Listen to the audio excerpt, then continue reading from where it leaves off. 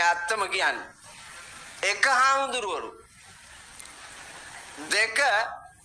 පාලකයෝ තුන රාජ්‍ය සේවකයෝ හතර මෙවුන් මේ ඉන්නේ අටවාගෙන මාධ්‍යවේදියෝ පහ ඔය කොක්කඩ නගා hina වෙච්චි ලංකාවේ ගෑනු මේ කණ්ඩායම් පහ තමයි ලංකාව කෑවනම් කෑවේ හේතුව මේ කණ්ඩායම් පහ කෙලින් හිටියා නම් අය රටක් හදන්න එච්චර අමාරු නෑ කුසේ උපන්න දරු පැටියා මේ ලෝකෙවත් දැකලා නැති එකාගේ ඉඳලා හදන්න අයිතිය තියෙන අම්මට ඒ අම්මට අයිතිය තියෙන්නේ ඒක රටේ කවුරුත් දැකලා නැහැ දැක්කේ අම්මා විතරයි ඒ අම්මාගේ මිනිහාවත් ඒක දැකලා නැහැ හැබැයි අම්මා කුස පිරිමැදමින් ඒක හුරතල් කරමින් 9 මාසයක් කුසේ ඇතිදැඩි කරලා 9 මාසයක දවස් ගානක් තියාගෙන ඉඳලා මේ ලෝකෙට බිහි කරලා ඇගේ කිරි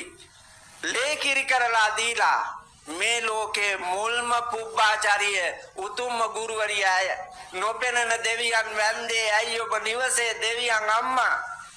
රකින්න ඉන්නවා නම් දේවතාවෙක් ළමයව ඒ අම්මා ගෙදර බුදුන් අම්මා නිවන් යවන්න මේ ලෝකේ යමෙක් ඉන්නවා නම් යම් දරුවෙක්ව ඒ අම්මා මෙච්චර වටිනාකමක් Tamanට ලබා දීපු ලෞතුරා තථාගත සංස්කෘතියේ අම්මාට පිස්සුවක් ලංකාවේ ගෑනු අයට පිස්සු වගේ උඹලා හිටියට උජාරුවට මන් දන්නවා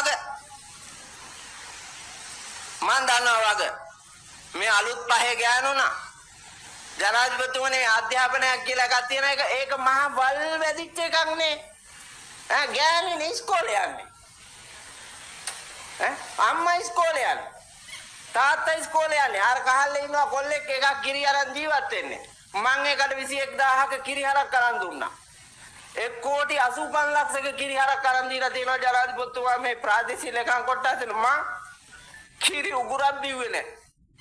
සහතිකට කිරි උගුරක් බීලා නැහැ උන්ගෙන් ටොපියක් මං කාලත් නැහැ දුප්පත්ම උඹලලා කිරි හරක් 1,85,00,000ක පොතේ දාගත්තා නම් මටත් ඒක තියාගෙන ජීවත් වෙන්න තිබුණා මගේ අම්මට දෙන්න තිබුණා මගේ ඥාතීන්ට දෙන්න තිබුණා නෑ මං එහෙම කරේ නෑ හත්මුතු පරම්පරාව කිව්වත් ගෑවිච්ච නෑ කොමක් නැති මේ අහිංසක මිනිසුන්ට දුන්නේ නැගිටින්න කියලා හැබැයි ඒ කොල්ලා උදේ පාන්දර කිරි ටික ගන්න යන්න ඒකට වෙලාවක් නෑ හරකුණ්ඩ තනකොළ කපන්න වෙලාවක් නෑ ඌට කුලියකට යන්න වෙලාවක් නෑ ඇයි ඉස්කෝලේ සතියකට දෙපාරක් එක අතු ගන්න යන්න ඕනේ අපි ඉස්කෝලේ යන කාලේ ජනාධිපතිතුමාට මතකද මන් දන්නේ අපිනේ අතු ගෑවේ අපි රොඩු ඇද්දේ අපි කළු ලෑල්ල කළු කෙරුවේ අපි ඩෙස් එක හදාගත්තේ අපි වැට ගැහුවේ ඒ ඔක්කොම කෙරුවේ අපි නමුත් දැන් අම්මයි තාත්තයි බින්න බැස්සේ නැත්තම් විදුහල්පතිට නිින්ද යන්නේ නැහැ විදුහල්පතිට නිින්ද යන්නේ මොන අධ්‍යාපන මනෝවිද්‍යාඥයාද මන් දන්නේ මේ කාලකන්ණි ක්‍රමවේදය හදලා ඉගෙන ගත්ත එක අපේ කාලේ ඉස්කෝලේ යනකොට සිගරට් එකක් බිව්වා කියලා ආරංචියක් වුණොත් ඒක ලෝක නින්දාවක් සියදි විනාසා ගන්න. දැන් කසිප්පු ගංජා කුඩු තූල් අයිස් මරිජුවානා හෙරොයින් ඒව බීලාවේ නැත්තම් නිකන් අඩුවක් පාගේ